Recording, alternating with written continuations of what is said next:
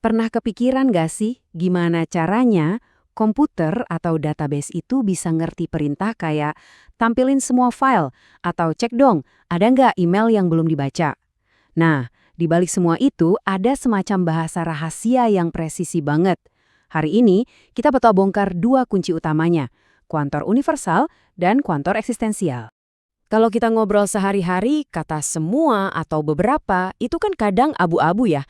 Tapi di dunia logika dan coding, yang namanya abu-abu itu bahaya. Ambiguitas sedikit aja bisa jadi bencana. Jadi pertanyaannya sekarang, gimana caranya kita bikin pernyataan kayak gitu jadi super jelas, hitam di atas putih, dan nggak mungkin salah tafsir? Yuk kita bedah bareng-bareng. Oke, kita mulai dari alat pertama kita nih, kuantor universal. Bayangin aja, ini tuh kayak megafonnya logika. Sekali ngomong, aturannya berlaku buat semua anggota dalam satu grup. Nggak ada pengecualian sama sekali, pokoknya semua kena. Jadi, poin kuncinya tuh ini. Kuantor universal itu sifatnya semua atau tidak sama sekali. Aturannya harus 100% berlaku untuk semuanya. Kalau ada satu aja anggota yang nggak memenuhi syarat, ya udah, seluruh pernyataannya langsung dianggap salah. Benar-benar absolut untuk satu grup penuh. Nah, ini dia simbolnya. Kelihatan kayak huruf A kebalik kan? Gampang kok ngingetnya. A itu buat all, atau kalau mau gampang, A di akhir kata semua.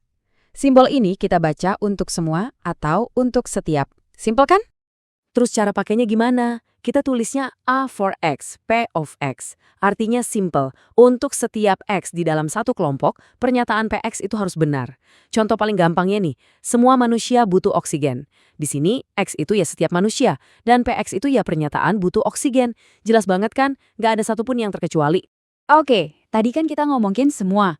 Nah sekarang gimana kalau kita cuma mau bilang ada loh paling nggak satu?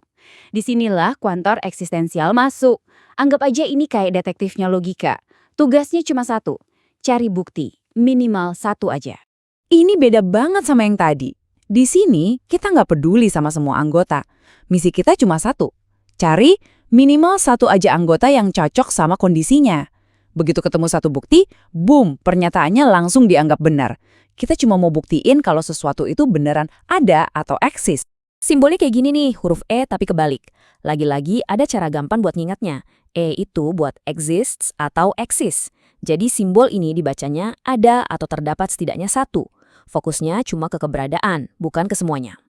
Kalau ditulis, bentuknya jadi eksis PX, yang artinya ada satu X di mana PX itu benar. Contohnya gini, ada setidaknya satu siswa yang bawa payung. Nah, kita nggak perlu repot-repot ngecekin semua siswa di kelas. Cukup temuin satu aja yang bawa payung. Udah, pernyataan itu langsung sah dan terbukti benar. Nah, karena kita sekarang udah kenal sama dua alat ini, gimana kalau kita taruh mereka sebelahan? Biar kelihatan jelas banget bedanya. Dengan ngebandingin langsung, kita bakal bener-bener paham kekuatan masing-masing. Ini nih inti dari obrolan kita hari ini. Lihat deh, perbandingannya jadi jelas banget kan?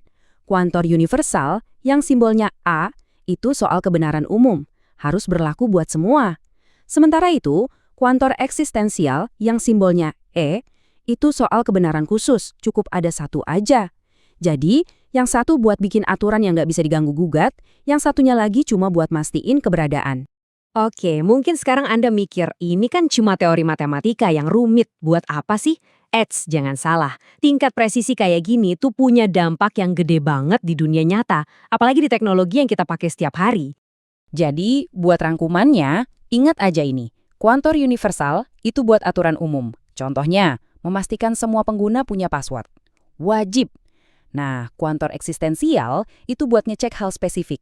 Misalnya, ada nggak sih admin yang lagi online? Dua-duanya ini ngasih kita kekuatan buat ngobrol sama komputer dengan super jelas, tanpa ada salah paham sedikit pun. Dan ini ngebawa kita ke pertanyaan terakhir. Coba bayangin deh, Anda lagi bikin aplikasi perbankan. Salah bedain antara perintah transfer ke semua akun dengan transfer ke satu akun saja, itu bisa jadi bencana finansial kan? Nah, menurut Anda gimana caranya presisi logika yang barusan kita pelajari ini jadi tulang punggung yang ngejaga software-software yang kita pakai tiap hari dari bug dan error fatal?